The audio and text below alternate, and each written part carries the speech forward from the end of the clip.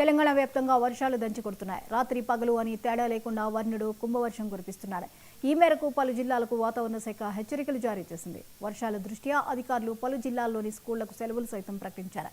చాలా జిల్లాల్లో లోతట్టు ప్రాంతాలు జలమయం కావడంతో వరద ముప్పు ప్రాంతాల ప్రజలను అధికారులు పునరావాస కేంద్రాలకు తరలిస్తున్నారు.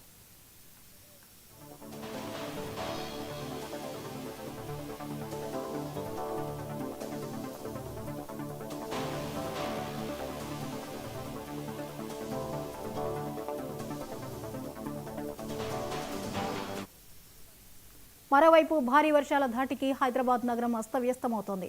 రాత్రి కురుస్తున్న వర్షానికి నగరమంతా జలమయమైపోయింది. రోడ్లు చెరువులను తలపిస్తున్నాయి. లోతట్టు ప్రాంతాలన్నీ నీటితో మునిగిపోయాయి. నగరంలో కురుస్తున్న భారీ వర్షాలకు జనసంచారం స్తంభించిపోయింది. పలు కాలనీలు పూర్తిగా జలమయమవడంతో కాలనీ వాసులు తీవ్ర ఇబ్బందులు పడుతున్నారు. మరోవైపు నాలాలు పొంగిపొర్లుతున్నాయి. డ్రైనేజీ నీరు రోడ్లపై వరదలా ప్రవహిస్తోంది. వర్షాల దృష్ట్యా జాగ్రత్తగా ఉండాలని అధికారులు చెబుతున్నారు. ఈ వర్షాలు ఇంకా 3 రోజుల పాటు కొనసాగనున్నట్లు పేర్కొన్నారు. దూరం ప్రయాణం చేసేవారు ప్రయాణాన్ని వాయిదా వేసుకోవాలని సూచిస్తున్నారు.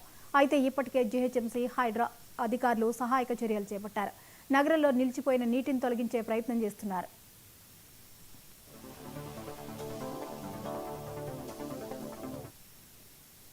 రాష్ట్రంలో కురుస్తున్న భారీ వర్షాల దృష్ట్యా భద్రాద్రి, మహబూబాబాద్, ములుగు జిల్లాలకు వాతావరణ శాఖ రెడ్ అలర్ట్ జారీ చేసింది. జయశంకర్, భూపాలపల్లి జిల్లాలో భారీ నుంచి అతి భారీ వర్షాలు కురిసే అవకాశం ఉండడంతో ఆరెంజ్ అలర్ట్ జారీ చేసింది. అలాగే ఆదిలాబాద్, హన్మకొండ, కామారెడ్డి, ఖమ్మం, కొమరం భీం, ఆసిఫాబాద్, మంచిర్యాల, మెదక్, నిర్మల్, సంగారెడ్డి, సూర్యాపేట, వికారాబాద్, వరంగల్ జిల్లాల్లో అక్కడక్కడ భారీ వర్షాలు కురిసే అవకాశం ఉండడంతో ఎల్లో అలర్ట్ జారీ చేసింది. అన్ని జిల్లాల్లో అక్కడక్కడ ఉరుములు, మెరుపులు, ఈదురుగాలులతో కూడిన వర్షాలు కురిసే అవకాశం ఉందని వాతావరణ శాఖ తెలిపింది.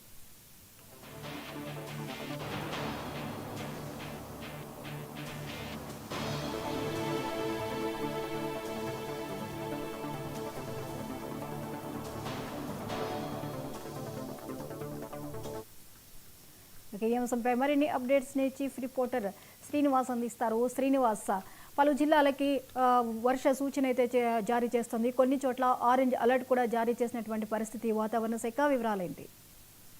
వరుసగా కురుస్తున్న వర్షాలు ఇంకా అంటే ఎడతెరిపి ఇవ్వడం లేదు. వరుసగా మరో 3 రోజులు వర్ష సూచనలు ఉండడంతో వాతావరణ శాఖ ప్రమాద హెచ్చరికలు జారీ చేసింది. ఇప్పటికే 3 జిల్లాలకు రెడ్ అలర్ట్ జారీ చేయగా పలు జిల్లాలకు ఆరెంజ్ ఎల్లో అలర్ట్లు కూడా జారీ చేసిన పరిస్థితి.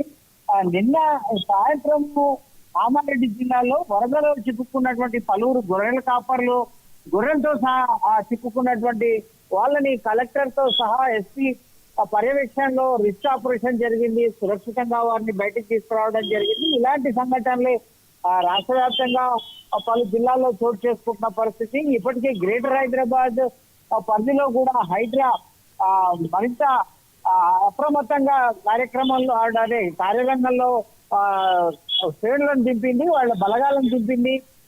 పలు సార్లు అంటే తరచూ వాటర్ లాగింగ్ అంటే నీరు పేరుకుపోయి ప్రమాదకరంగా మారేటటువంటి విఎస్సి అలాగే మైత్రివనం అటువంటి కీలకమైన ప్రాంతాల్లో హైడ్రా నిఘా బృందము అలాగే రిస్క్ బృందాలు ఉన్నాయి.